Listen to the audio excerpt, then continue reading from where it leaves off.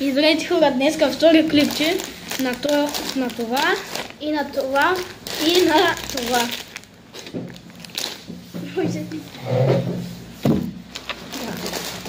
Нека, кое да почнем? Аз искам той. Да поръча. Добре, айде. Да почнем.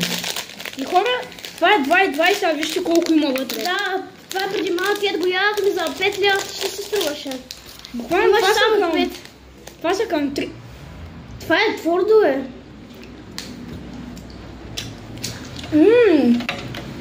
Това е вкусно. Пробвай това. Вкусни са? Ама не ми хареса. Розовото има вкус на банан. Жълтото. Това е по-яко жълто. Не знам. Не си го купувайте, е много гадно. Ама да е още не.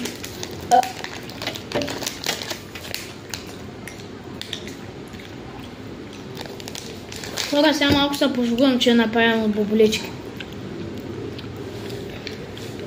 Твърдо е, ама... Нека да види като го такова. Значи да, как е твърдо? Като го пипаме, твърдо. Да. Правим така и става милко. Да. Значи хем... Айде да пробваме моето. Ага. Това е... Който го е питал, знаеш, е много вкусно. Аз не съм го опитал лично. Аз го отварям и така. Това сега ще го опитам. Аз го опитвам за 10 път. Много е вкусно. Според мен това гадно майше. Много е вкусно.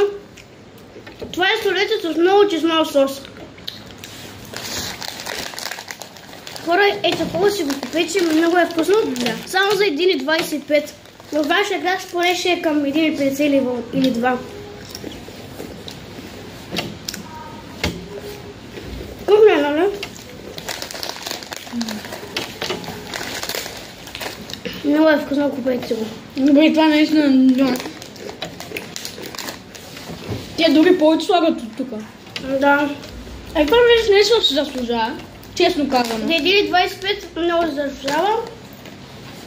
А пък другите чипсовете за 5 лева, 10 лева са, ама няма много вкус. Може да са големи и скъпи, ама... Това вкус. много А от нас чао!